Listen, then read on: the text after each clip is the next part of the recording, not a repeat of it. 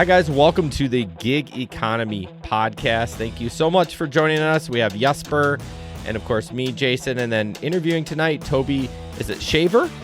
Yep. Just Shaver. like how it's spelled. That's super Yes, easy. Having trouble tonight, huh, Jason? No, I'm not having trouble. It's perfect. Usually I struggle with the last name. Toby's from GR2Go, and we'll talk a little bit about what that is and what he does there. But Toby, tell us a little bit about you as a gig worker. I don't know you other than I've seen you on some of the chats or local Facebook groups, but I assume you're a gig worker. How did that get started, and what are you doing with that now? Well, I kind of came to it the other way around a little bit. So about, I'd say around 2016-ish, I started a company called Grab It To Go, which was basically, a third-party delivery service like DoorDash. This was before DoorDash came to town and before Uber Eats was here. And, Grubhub kind of had a presence in Grand Rapids, but they weren't staffing their own drivers at that point. They were just a portal at that point. So I started that business. And then as these giant companies started to roll into town and kind of, cut into market share and really just go at it with these huge advertising budgets, they squashed me pretty quick. So I kind of, tiptoed into gig work to basically fill up my slow time. I mean, I was somewhat of a one-man show most of the time. So, I would do Uber and, a little bit of DoorDash on the side, doing it that way. So that's kind of how I got into gig working to begin with. Okay. So when you started that business, that was just you just kind of having an idea that like this is something that Grand Rapids needs? Yeah, I thought that it was a pretty underserved market. I mean, there was a company that still exists called Mr. Delivery that's now something else. I don't know. It kind of keeps evolving into some other brands, but this was before they were even Mr. Delivery, and they were doing third party, but they were mostly on the south end of town. And there was just room in town for more. So I started that business kind of part-time while I was working in school fundraising actually at the time. So I just kind of did a little bit on the side and grew it into full-time, and then kind of slowly it got weaned back down into, part-time as I got crushed week by week. Tell us a little bit more about how that was working back then. Then you said it's a third-party delivery service. How did it differ from the Uber Eats and the Grubhubs as we know them today? It really didn't, just in the sense that it was just operated locally. It was something, and kind of the same principles that I'm trying to run GR2Go as it is today, where it's more of a local operation where there's actually a face to it. I think one of the problems I think that a lot of restaurants have with third-party delivery is it is somewhat anonymous. I mean, there's rating systems and things like that, but that's almost a second part-time job for the restaurant owners to worry about rating drivers and keeping track of that.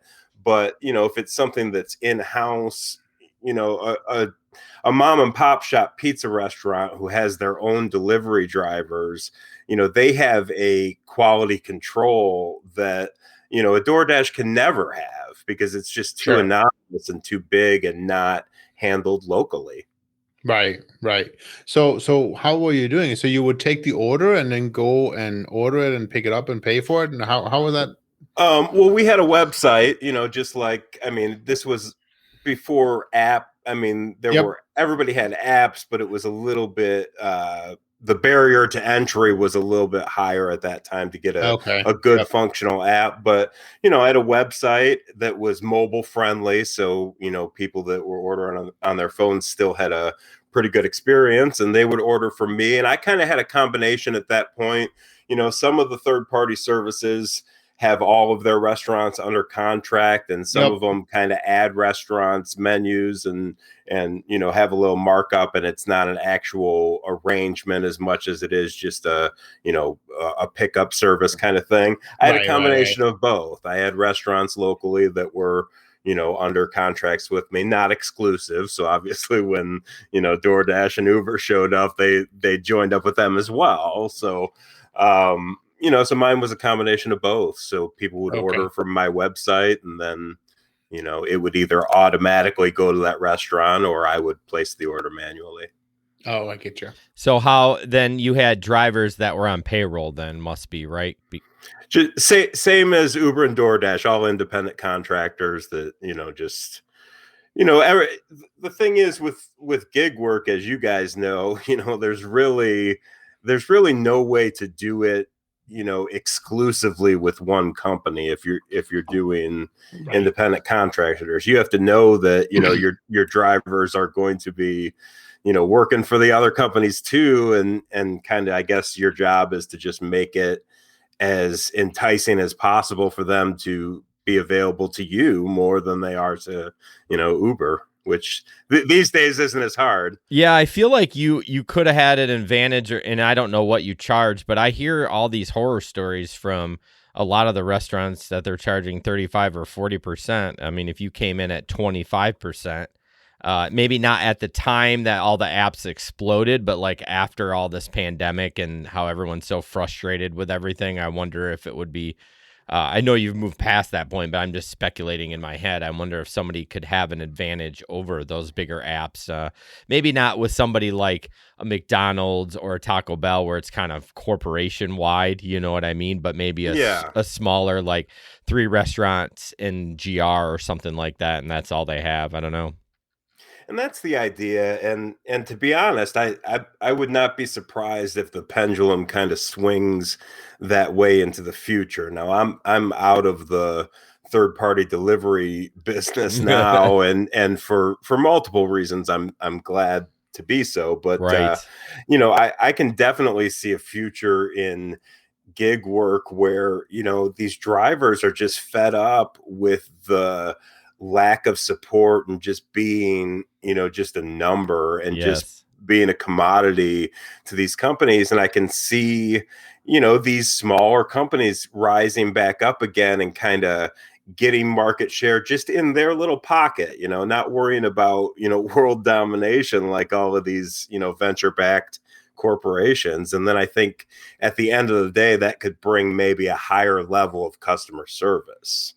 Yeah, that's true. I mean, I do lawn fertilization. I worked for the same company for 12 years, and I come back every year because they take real good care of us. They pay us well. They treat us like human beings. They respect us, and you don't get any of that in that kind of food delivery gig, in any gig, honestly. So Yeah. why don't you tell us about your new venture? I don't know how new it is. I just happened to see you post. Was it DoorDash, that group that you posted? I couldn't quite remember. I didn't even know about it. So tell us about the GR to go, what it is, and what you're trying to do. So GR to go kind of came from, basically what was a pivot with Grab It to Go.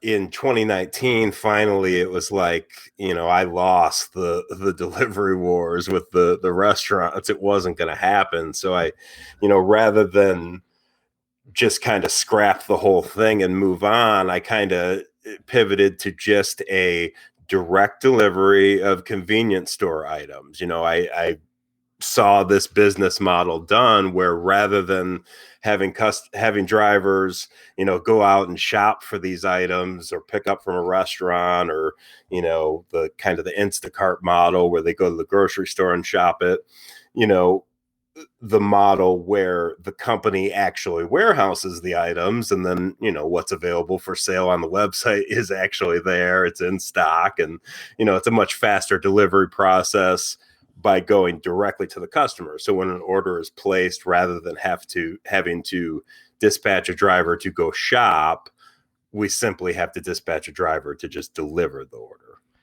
Yeah, so the only other company I know that does that is GoPuff. And I'm sure you're very familiar with them. And GoPuff was actually supposed to come here 2 years ago. Me and another gig worker in town were like, yeah, we signed up, like this is going to happen. And then the pandemic happened. And so then I haven't heard anything from them. They've just kind of at least in this area. I mean, they had a location by the Coke plant and everything. Like, that's what it was going to be, and it's just been crickets. Yeah, and as far as I know, they're still coming. I was kind of surprised that they got delayed because it seems like the pandemic would have been a perfect time for Right. them to launch here, for obvious reasons. So I think it's just, it's another one of those things, Jason. It's like these big companies, they're very focused on growth and they're great at it. Yep. They start out, I mean, these guys, they're doing the same, they did it the same way I'm doing it. They started it out of their college dorm room and, really small, like I'm doing. And, they're so successful now and they're taking round after round of investment money.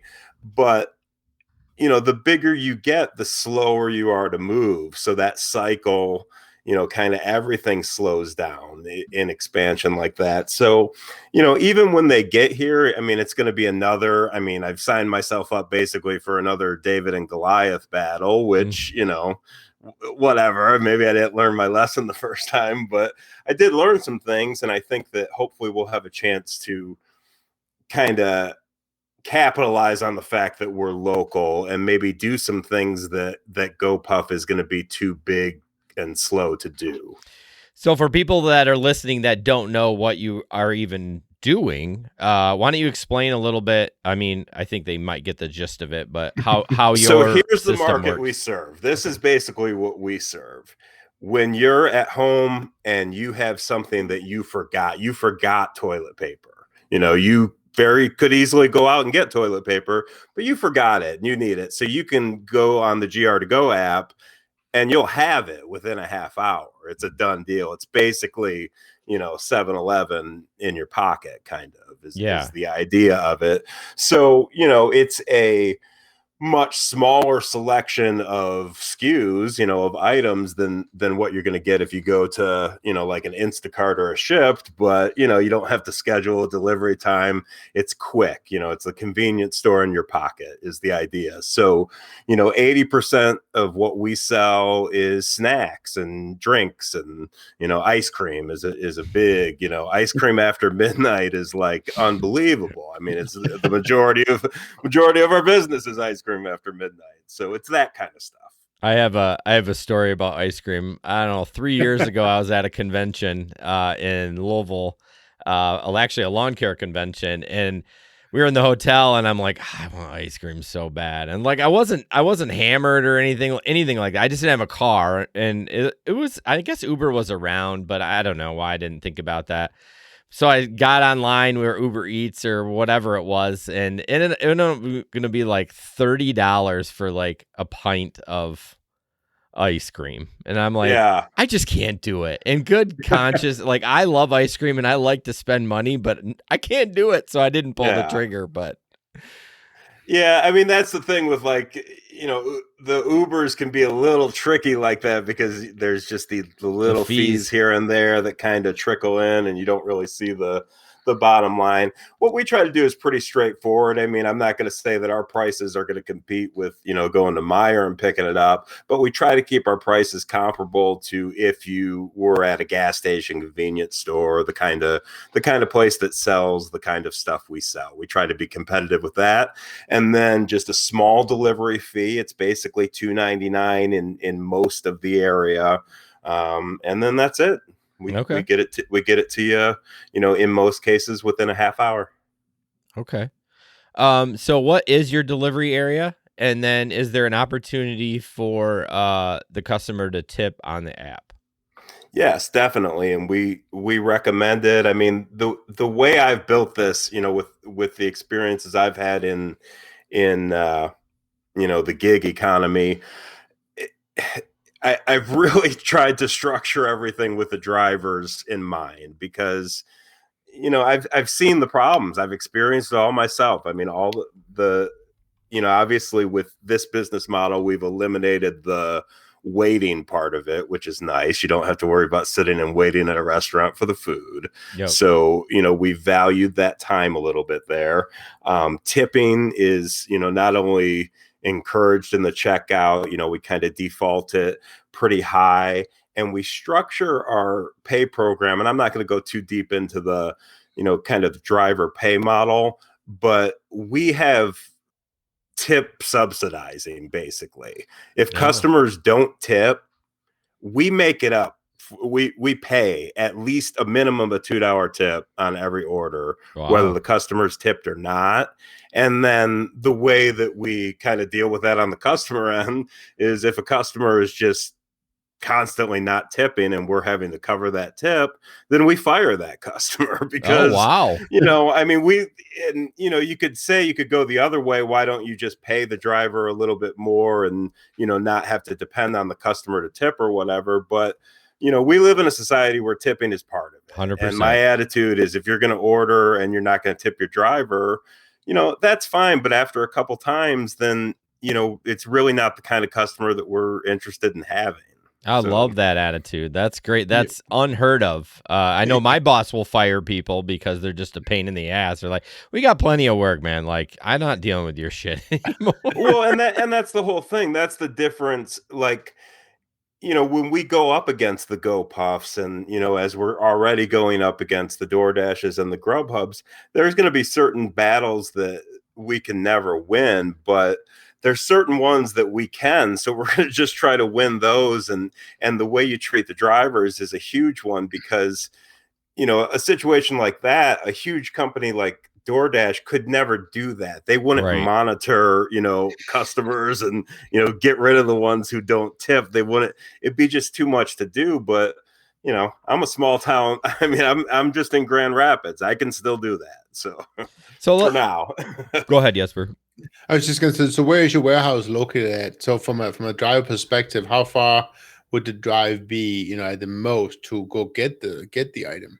The warehouse today is in my basement in East Grand Rapids. And then the warehouse where it's eventually going to be, there's a couple spaces, but your question is valid because that's the whole key, is to keep it centrally located. Mm-hmm. So the idea is somewhere right along 131, and then somewhere between like 28th Street and, probably like, really maybe a mile north or south of there. And that's about the sweet spot because you want the drivers to be able to access it quickly, pick up quickly. And then basically I want them to be able to be to any delivery within 15 minutes from when they pick it up. That way, if they're 15, they're not going to be that far away, but that pretty much guarantees that 30-minute window. Yep. Which, we don't guarantee that to the customer, but that's our goal. That's what we shoot for. Sure. Have you thought about a sub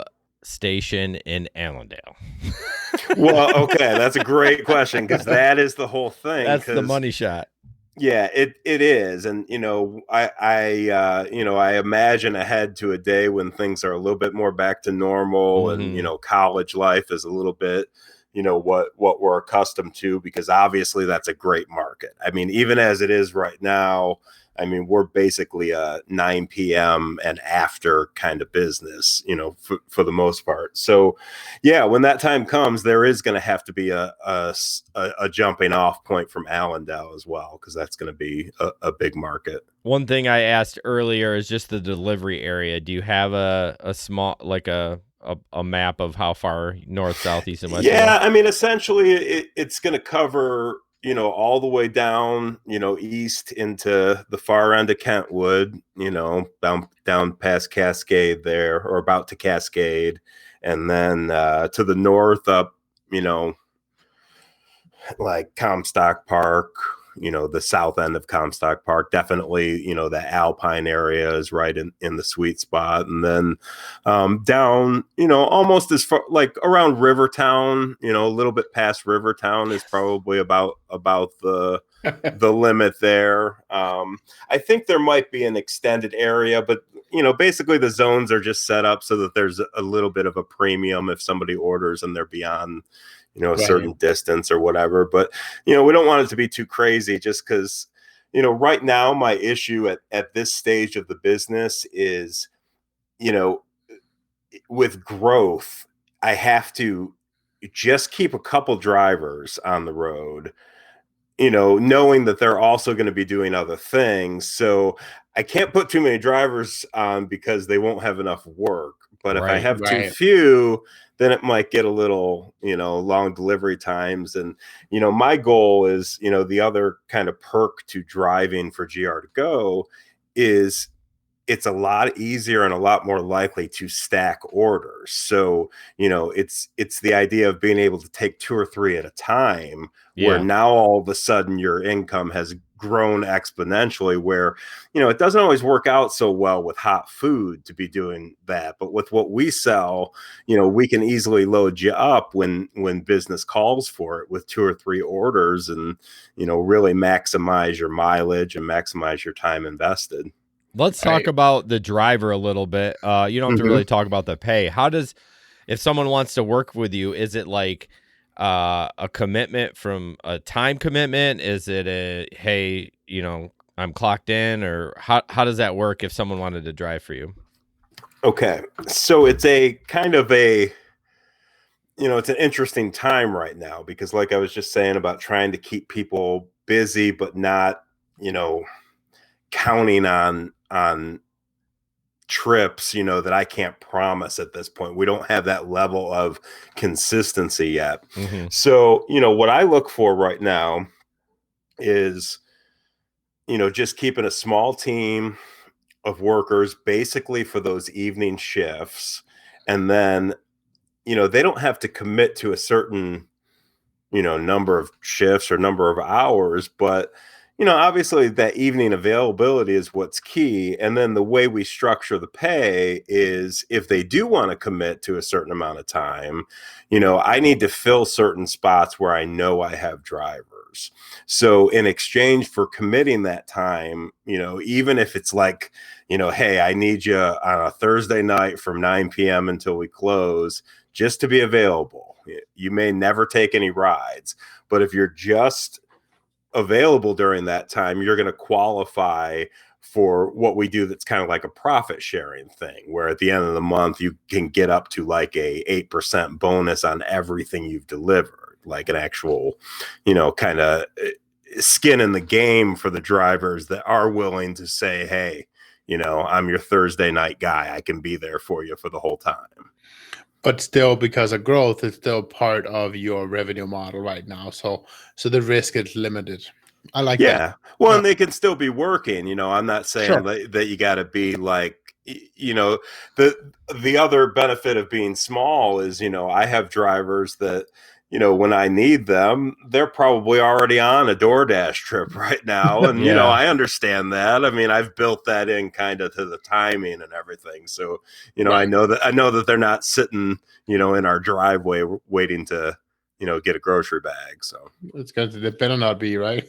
Exactly. So, I mean, I want everybody making money, and then, as we get busier, then, we can keep them busier, and then we'll add people, as needed. But I think the main struggle I've had with that so far is just that, I think people see what we're doing and maybe kind of equate it to these other apps that are not really locally run, and like they kind of maybe don't really treat it like being part of a company that's trying to build something. It's more just another gig. And I don't know. And I guess, I have mixed feelings about that, because they're independent contractors. I can't expect them to, invest in it, as much as I am invested in it.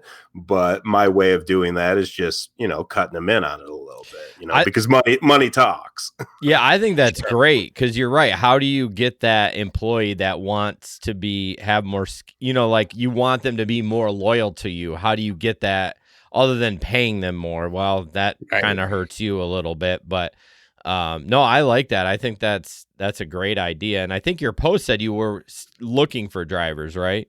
Yeah, I am. I'll be honest, guys. I've had some bad experiences in the last few months, in particular with drivers. So I haven't quite found, the right fit, enough to handle what we're doing now. But you know, that's part of it. That's part of the process, I think, and it's fine, you know.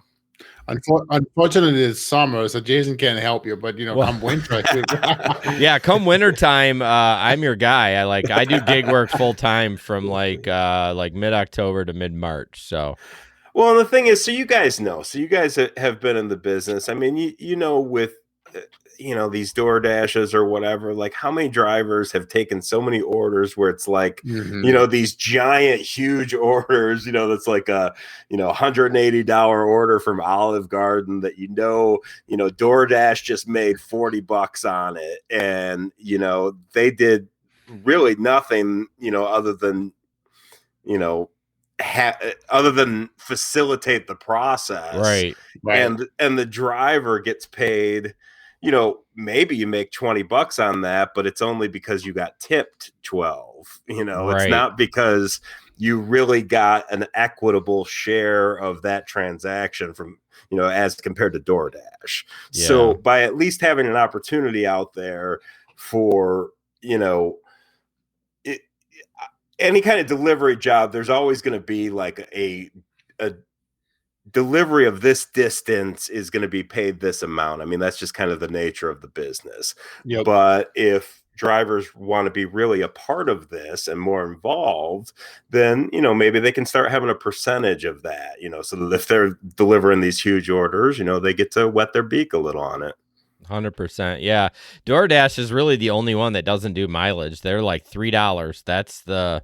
It doesn't matter how far it is. It's $3. And I don't understand that. Yeah. And ours is tiered because we don't have really the technology to do it, like an actual per mile, like an Uber, passenger ride. But I mean, none of ours, our minimum is $4 and, that's on a $3 delivery fee. So we're even going on top of we're not trying to make money as a company on any of the transactions or the delivery fees or we're basically the store. Our money comes the same way a convenience stores does, and the markup on, what we get the product for and what we sell it for. I mean, the drivers, participate fully in all of the other money, and even, a little bit of the profit money as well. So I mean, and I like it that way.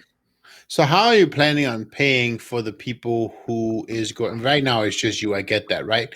But how are you planning on paying for the people that's going to be handling the order processing for all the many different locations in the future? Or is that something you see the driver do as well? Is it like an unmanned warehouse location? How are you seeing this? That's a really good question. It's interesting that you say the unmanned part of it too, because I have considered that, like, as Jason was saying earlier about like something in Allendale, I've considered the possibility of having some kind of unmanned, pickup station there that doesn't have to have, because just one dispatcher can kind of run the whole thing in Grand Rapids. If the unmanned pickup, like at a satellite location, I think is a really good idea. The thing with that requires an extra level of trust that, that I have to become comfortable with. But no, you just need like 6 cameras. That's all you need. But the thing is, I think we've all seen enough behavior on security cameras to know that some people just don't give a damn. So, so true. I wish I had more faith, but it's funny. It's interesting because actually this week I'm, speaking of the shameless, I have an applicant, that wanted to come drive for GR to go that obviously did not make the connection that we used to be Gravit to go and has no recollection that like he basically ghosted me with a whole bunch of product and money that he owed me. Oh my God. And like basically said, hey, I'm on disability. I'm judgment proof. Good luck getting your money if you take me to court or whatever. Oh my goodness. And then he applied to be a driver last week. Please tell me you booked an interview with him. Oh no, I've just been kind of chatting slowly back and forth a few times. I asked some people like online, like some of my friends on Facebook, I'm like, hey, how should I screw with this guy? And got some good ideas, but at the end of the day, what a dumbass. Yeah, What a yeah. I had a dumbass. little fun with it, but I couldn't really do anything too No. evil. I couldn't bring myself to do it. Yeah, you still have a reputation. Yeah, exactly. I can't have anything come back and reflect badly on the business. You know. So, as we're wrapping up, what do you think your biggest hurdle is right now to grow this business? I think expanding into a better facility so that we can expand product line a little bit. You know, I want to be able to be a little bit more of a one-stop shop. I think once we get a facility that's going to allow us to do beer and wine and possibly liquor, that's going to be a game changer for us.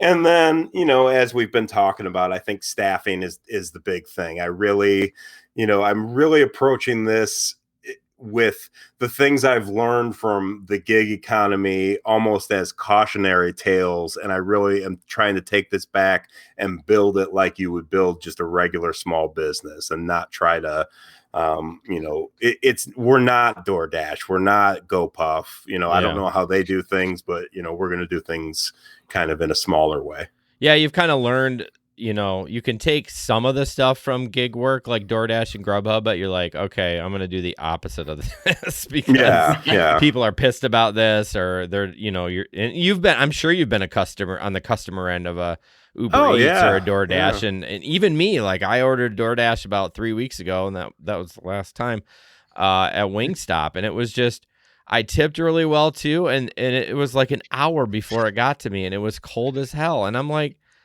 I mean, what are we doing here? Like, well, you could have a whole spin-off podcast of the other side of it too, where you know, drivers come on and complain about all the, you know, BS from the customers. Like, you know, what happened to porch lights? I remember back in the 80s, people put porch lights on when they ordered a damn pizza. Oh, porch lights and addresses are the worst. Like, thank God for GPS. I mean, I'm old enough to remember, so I've been doing lawns for like 20 years, so I get laid off every winter, and I don't do unemployment. It's just not enough. So I remember delivering pizzas with maps, like not even without GPS, with like paper maps. So I mean, you depended on those porch lights to get you there. Oh yeah, and who designs the apartment complexes with the numbers on those buildings? I mean, come on. And forget about it out in Allendale. Those buildings are stupid. Yeah. You guys need to have at least one episode a month that's just kind of a support group. You know, I can imagine a big Zoom group with like 18 boxes of just pissed off Uber drivers. We actually kind of have a support group, but it's kind of a support network. We what do we have, like 60 drivers in a group in a big in a group right now. We just kind of talk to each other. I haven't been much included in that the last year or so because of COVID, but yeah. It's been crazy. Yeah, it's a wild business. All right. Well, absolutely. You got any more questions, Jesper? I do not. Do you have any comments for us, Toby? Do you have anything we haven't covered? No, I appreciate you guys having me on. If anybody, you know, wants to, you know, again, like right now, what we're looking for is kind of the late night drivers that are already out there, you know, sitting around. And, you know, if you don't want to wait in line, you know, 25 minutes at Taco Bell or McDonald's or whatever, and you want to just pull up, grab a bag and take off, you know, we might have some work for you. I got a guy in mind that would work perfect for that. So I'm gonna reach out. Yeah, so they can email me at Toby, Toby at grtogo.com. It's just grtogo.com. And the app is available in the Google Play Store and the iTunes Store. So grab all that. All right. Well, thank you, Toby. Thanks. We really appreciate it, and have a great night. All right. Thanks, Jason. Thanks, Jesper. All right. Bye. Bye-bye.